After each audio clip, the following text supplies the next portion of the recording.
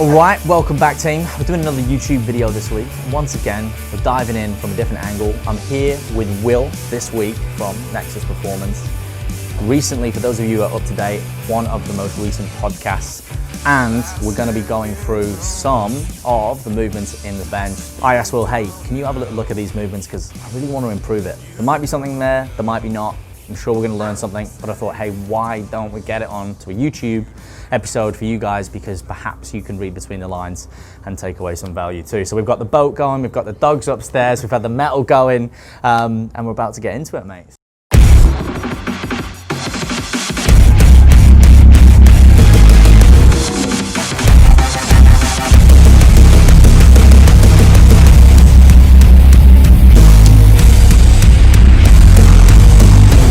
So what's the plan of attack, bro?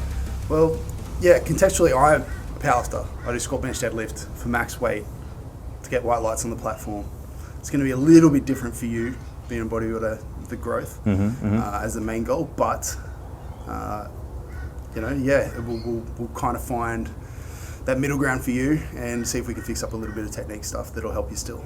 For sure. So if we can just get you out of pain and allow you to do a lot of volume, that's the goal. That's what we want. That's it. And I think there's always room for improvement.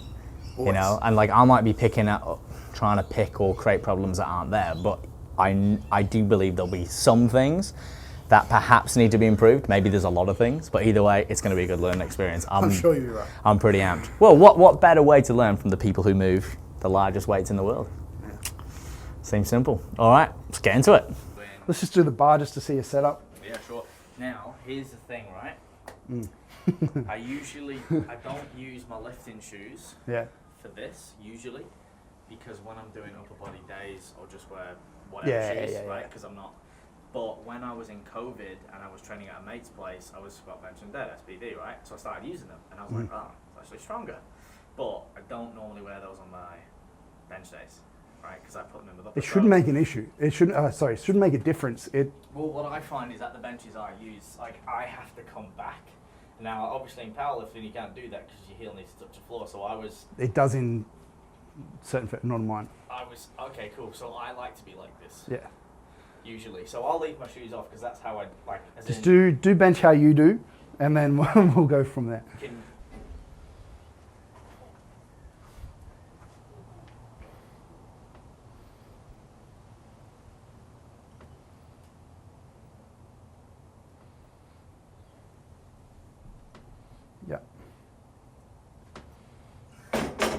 So this is where that big ribcage flare is useful. Like, there is no other exercise I can think of that where it is useful, but this is the one. Right. This is perhaps maybe because I've been benching so much, and the bench was the massive weak link in the chain. Like, I felt like no one over the years was able to really deliver it in a way that I'm not blaming anyone else. Yeah. That I understood. And it was over the past year where I was like, I was close grip benching the whole fucking time. Yeah. Oh, isn't tucking? Yeah, way too much, and my hands were too close, so no wonder I had really good delts, but no chest and no chest strength. I would get to 100 and I would never be able to get past 100. I usually don't, well, with a big arch, you kind of, the pec development's going to be a little bit limited. Yeah, but sure.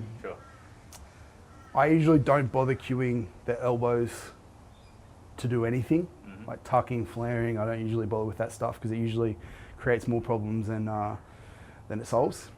So what I usually do is I cue the hands, as in like squeezing the crap out of that bar. Like I want you to leave your fingerprints on the bar. I want you to squeeze it so hard that you're hanging off a cliff type thing. Yeah. So that's just kind of step one of that, and then the other part's just making sure your scaps are in that nice position and they don't move. Yes. As soon as they move, that's when everything's going to have to fight for stability. Whereas if we hold position, squeeze it really, really tight, and then touch in the same position each rep, our elbows should just do what they're like. They should just do their job. Yep. You shouldn't have to worry about it. The one thing I'm a little bit concerned about on your bench, when I say concern, not in a dangerous way, but is just that foot position. Is that you want to be able to create so much tension through your body that you are like one with the bench. Like you do not move. There is no any power leaks whatsoever. Right. And at the moment, it's good, like because you can hold position really, really well.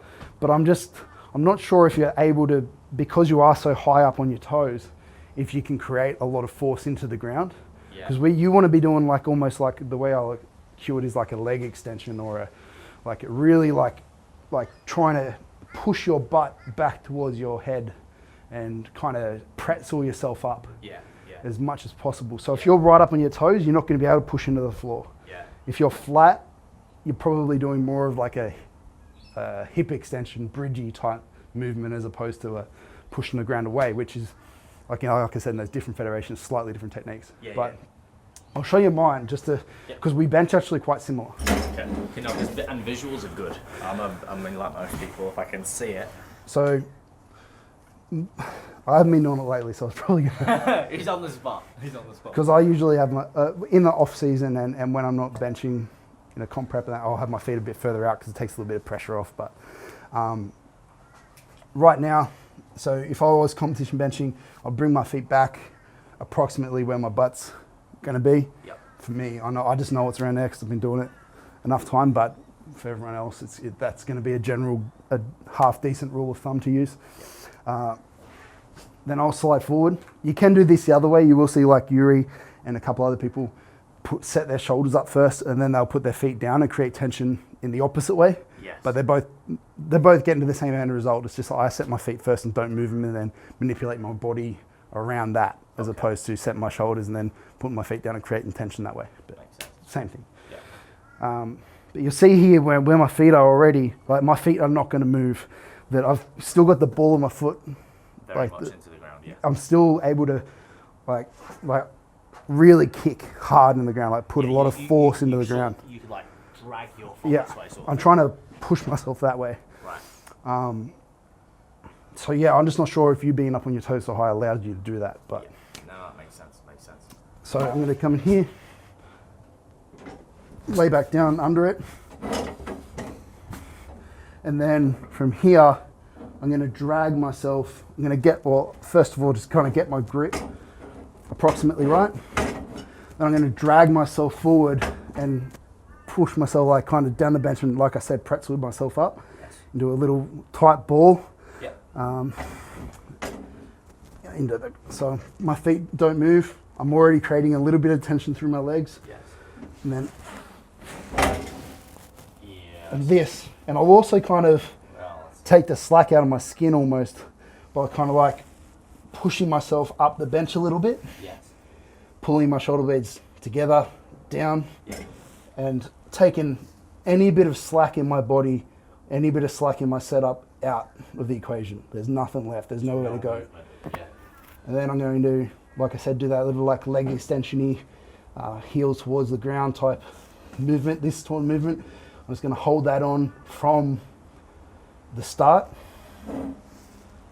squeezing the crap out of the bar, shoulders back down, double check everything twice, and then here.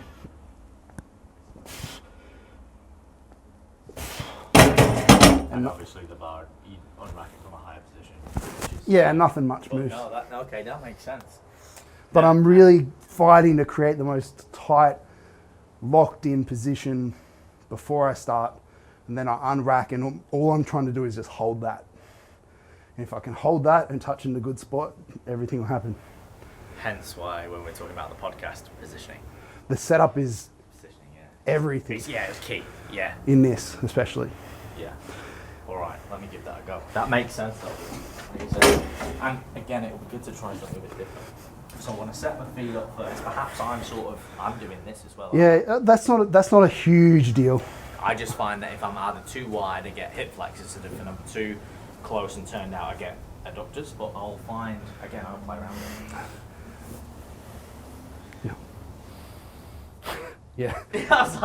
I do my Flexibility. acrobatics routine. So use your legs to drive your hips towards your shoulders. Push these lower ribs towards the roof, like really flare them out. Shoulder blades back and down, everything's locked in.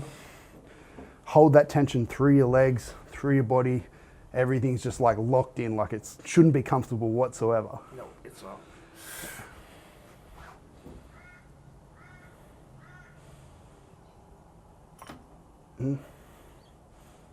Squeezing that bar real tight, holding that leg drive on.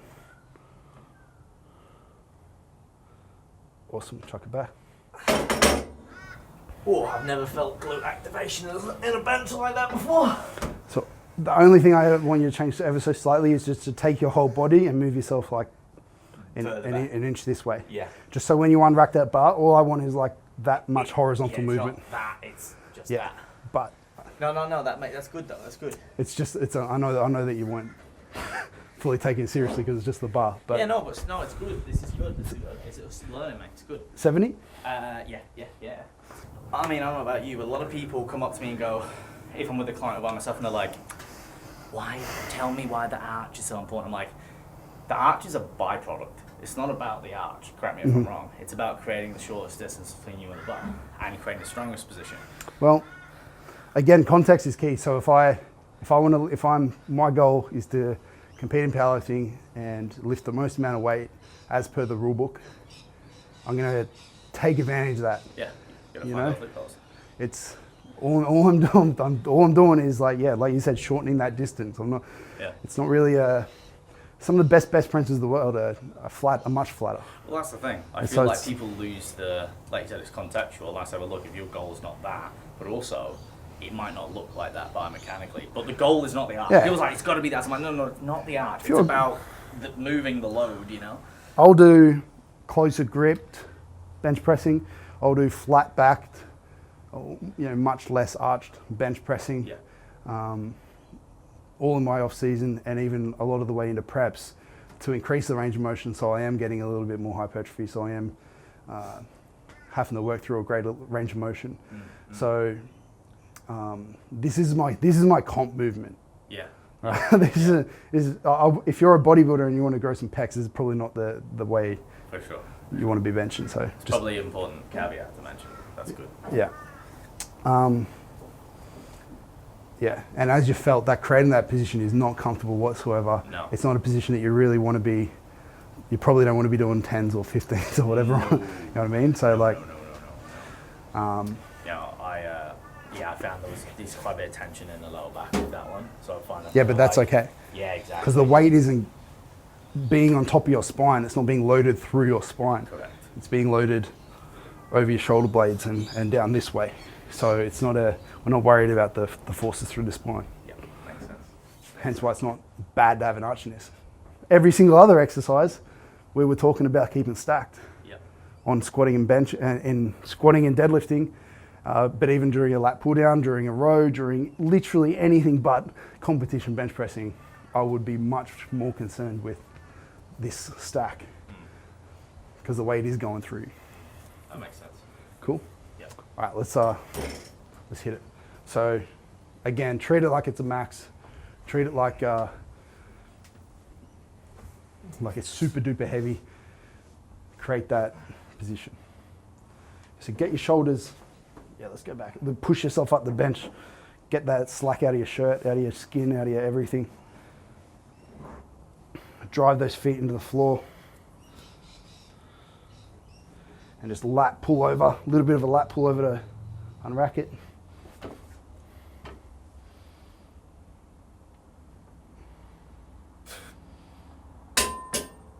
Yep, cool.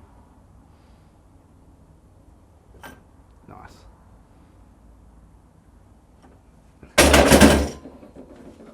Okay, good. It's pretty good. It's nice, really light touch on the chest. You're not sinking in. You're not, as you press, you're not losing your shoulder blades. You're not losing your height in your chest. You're not doing any of that stuff, which is all fantastic stuff that a lot of people do.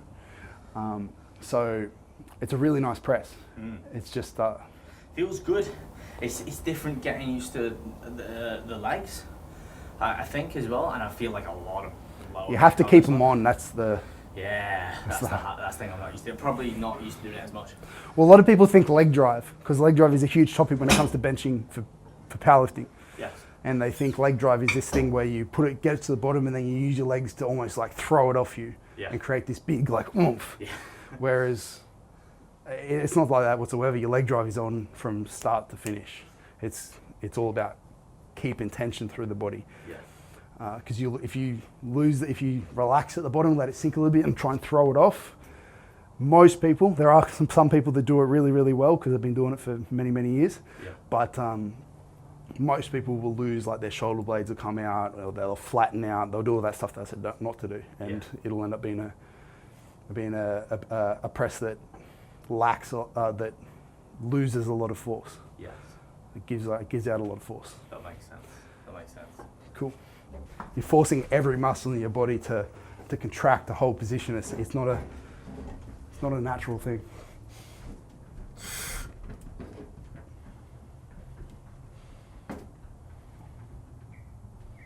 That's it. Nice light touch. That's it. Yeah. Yeah, that's a lot of tension. I feel like a lot. Yeah. It's definitely, that is an awkward position. It's different. Yeah, that's like. It's not fun. No, it's not. In between sets, you might want to, you can do some drills putting in the opposite position to. Yeah, I feel like I need to sort of protract. Yeah, you can do a bit of a toe touch or something. So like literally just kind of here, and then just breathing nice and long, deep breaths in that position. That's actually really good. Yeah, trying to fill this area up. My favorite one, which looks kind of weird, but you can do it anywhere. So it's it's called like rock back breathing. So you get in a rock back position, which is this position. And then I will protract and I'll round and everything, and then I'll do the same. I'll just do long, kind of 5-10 seconds in, 5-10 seconds out. Just trying to like kind of always stretch from the inside out, almost like expand into that area.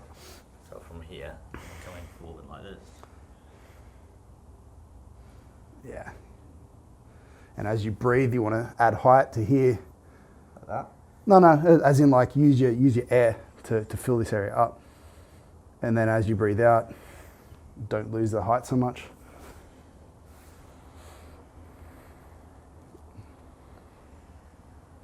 And then the other side benefit to it would be, just by breathing gently, long inhales and exhales is just a calming thing in general. Yeah.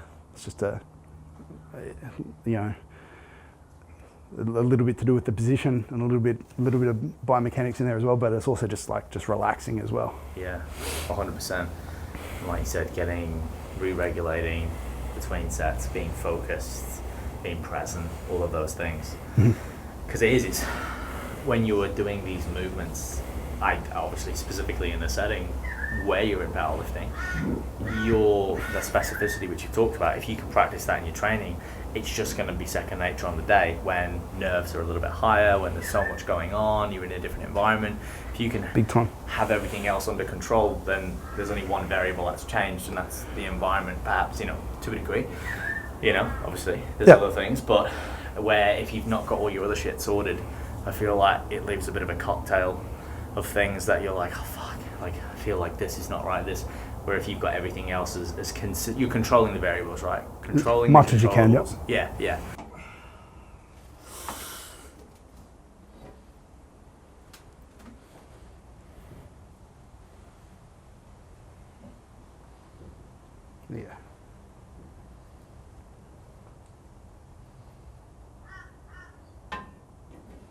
Yep.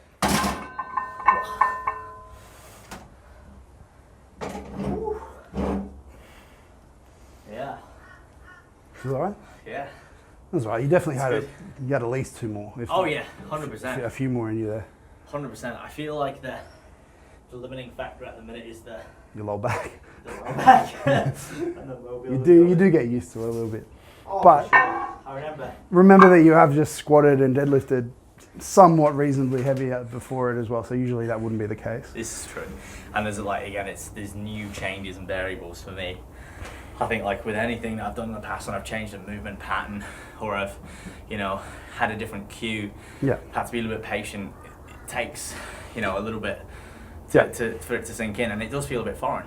Yeah. I remember the first time I even learned to bench with somewhat of an arch back, and I was like, what the fuck, how do you do this? Yeah. But like you said, you condition to it. Yeah, definitely. It's like anything. If you find that doing that setup multiple times a week is maybe a little bit too much, and you're coming into the session with already a bit of a tight lower back or whatever from it, maybe just doing it, you know, once or twice, and then changing the third one to like a feet up bench or something like that, or an incline. Yeah. Because an incline you don't really arch. Yeah. Well, I found that, and this, like you were saying before, you look at hypertrophy, you definitely don't want to be getting that position all the time. I was relying on that position. I would do it for everything, whether it was a seated shoulder press machine. I'd be back here, you know, if I'm doing a flat bench, and then I was just on my lower back was just caned. Especially like, shoulder press. Stop doing that. Because in a shoulder press, you want your shoulders to move. Like you want your scap to move. Like they should be moving almost. Yeah. For a shoulder press. So, and a dumbbell press, like if I was going to do a dumbbell press, I definitely wouldn't have this level of arch. It would be more of a, I teach like for anything but competition bench press, I teach more of like a neutral scap position. So it'll be like I'm not fully protracted, but I'm not fully retracted either. I'm just kind of somewhere in between, somewhere where I can hold it stable. And now I've increased the range of motion a fair bit. Yeah. You know, enough, and I'll get way more pec in that. Yeah. Yeah. And that's a good point. That's something I think I've learned the harder way, personally, from going through those things. And again, it's like not going on the extremity of each scale. And again, like we said before, context, knowing when to go, okay, this is appropriate for this because this is the goal. But now this is the goal, this is appropriate. Yeah. You know what I mean? Yeah. Rather than going, okay, well, I do this for this, now it has to be applied to everything. It's like, no, that's not the case. Which I think I just want to kind of highlight for people listening. For you, I think it's easy to fall into those traps. And just remember that you can create constraints with yourself. It's not something that you're going to have to, if you can avoid it, if you can avoid having to think about it, do it. Yeah. So like for dumbbell pressing, like shoulder pressing, if we go over here, I'll actually just bring it out. Yeah. That's less. Bring it over. No, come in here, just because there's a bit of wall for us. So all I'm saying is, if you're doing shoulder press, right?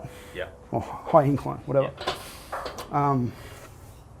So say if you do it normally, and you find yourself you're really archy and everything like that, because it can be really hard to kind of cue out of it. Yeah. And it's not something you want to be thinking about. You want to be thinking about going hard. Correct. You know what I mean? Yeah, exactly. So by either having your feet on like a higher box, which I don't have, but I do have a wall. Oh yeah, or that EMF on the incline where we've got that like sort of comes up. Yeah, but I really like a wall because first of all it gives you a bit of a reference to the wall. I can push into the wall and create a bit more tension through my body. Yeah. But in this position there is no way at all that I can extend through my lower back, that I can go into that anterior tilt position. Like I just can't, there's no way. So now when I do the pressing, I can focus on doing the pressing. Yeah, yeah, you know what I mean? Instead of holding position. So like, I guess what I'm saying is if you don't have to cue it, don't cue it. Put yourself in a position where you have to do the right thing, create constraints. Yeah, that makes sense. And again, it's simple, but it's effective. Yeah, it all comes back, funnily, basics, right? Basics are the best. And overcomplicating it or trying to make it something that is not kind of adds the element of like, well, it makes it more confusing. Yeah. It makes it something that's not to the point where people are constantly missing what's right in front of them, as I often would explain it as. So for your accessories, like if we were to take like the big movements, like for a shoulder press or an overhead vertical press, I would do something like this because it puts you in a position to do it right. Mm-hmm. If you're going to do a shoulder press or a chest press or a flat press of some kind,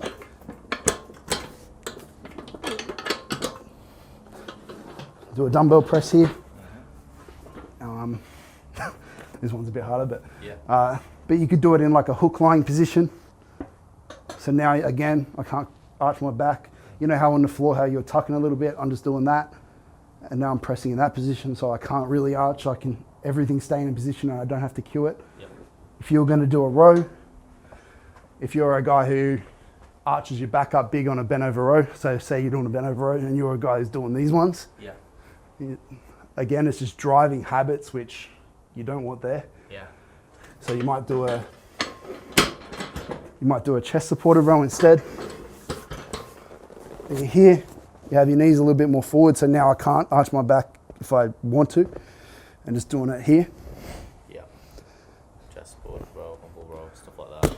Again, training those One arm row, those behaviours, so then when they go back into the main movement, that becomes the norm again. Yeah. If you're driving extension of the low back and of the rib cage and all that stuff in all your accessories, then it's going to be really hard to cue out of that in the big stuff. Yeah. And like I said, it's easier to put you in a position, create constraints in exercises as opposed to having to think about it so much. That makes sense. Yeah, and there's a million more examples of that, but they're just a few. There's just for sure. No, but that's helpful. Easy one. That is helpful. It's good that you had that in, because it's something that, again, I don't think people would think about because it's so simple. Like, we miss it. We're always like, oh, it's got to be this. It's like, well, maybe it's not. Maybe it's just this. Yeah. You know, it's like spending an hour to learn to turn your core on. That, in my opinion, shouldn't be the case, because it should be part of learning to move properly anyway. Yeah. You know what I mean? Like, it should be a given. But if your goal was just to get bigger, or one of your clients' goals was just to get healthier or to piss off their lower back pain, and you put them under a low bar or a high bar squat and they're just like really archy, just like really, is it worth your time to try and give them 50 different cues and chase the skill of learning to squat like that? Or maybe break it down. Maybe doing a goblet squat. Correct. Or a front squat, or whatever, wherever they are on the spectrum. Yeah. And then progress it.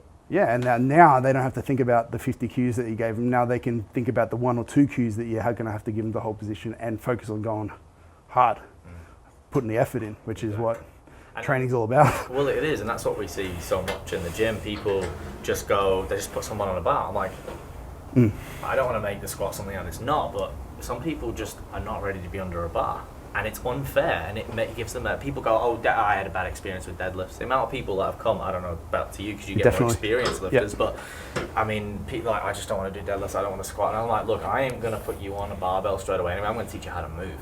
And again, it's using these, whether it's basic movement patterns, right, like goblet squats, whether it's sissy squats, whether it's doing kettlebell deadlifts, trap bar deadlifts. Hell, it might just be body weight things. It might even be just machines to build some basic conditioning and desensitize that person, so they get some wins on the board, and then they start to associate the gym with a positive environment, and then there should be that progression. And that for me is what's fun. It's about identifying where someone is on that roadmap, making sure obviously you're not driving them towards a goal that they don't want, because if they don't really want to do it, they don't have to, especially if their goal is to gain muscle. But I think once they go into these movements in a progressive manner with those skill sets, and then they squat and they're like, oh my god, I actually really enjoy this now, like it doesn't hurt, and Alex, can we squat more? And then it's the opposite, and you're like, oh, okay, hang on a minute, like, you want to be a powerlifter now. So I think it's important to listen to the client, to be able to assess to some degree, and of course we're always getting better at it, but where they are, so that you can match them up with things that, yes, it will challenge them, but it's also going to stimulate, it's going to allow progression, growth, education, and therefore get the client towards the intended goal, rather than just going, cool, 45 minutes, let's just squat, yeah, fucking it's shit, but fuck it, just go for it, you know, just harden up, just 50 wrong. And it's like, it's funny though, it is, but it's a shame, because the person's not really they're not really learning much, and if anything, at some point that's going to go wrong. Or I ask clients all the time, I'll see someone squatting and they'll make eye contact with me, and I'll just be like, hey, I'm like, how's it feel? And they're like, to be honest, shit, it hurts this, and I'm like, may I offer some advice? Try this, or forget that, go to this. Wow, it doesn't hurt. It shouldn't. Well, not in that respect, it's going to hurt muscular-wise, there's going to be some fatigue, but man, if your joints are screaming, or you're getting a pain that is not muscular, it's a sign that you're probably not doing it right. Yeah, well, it's the wrong exercise. Yeah, exactly. For sure. Exactly. Cool. So yeah, man. Is there any other things we need to cover? Very good. I think that's it, man. You've been very generous with your time. I appreciate it. That's all good. The main thing, and again, because obviously you get to a point where you lose it. You've only got so much mental capacity, right? And for me, selfishly, I wanted to go through and break down, my squat, my deadlift, my bench press, see perhaps where the gaps were, learn some different perspectives, learn some cues.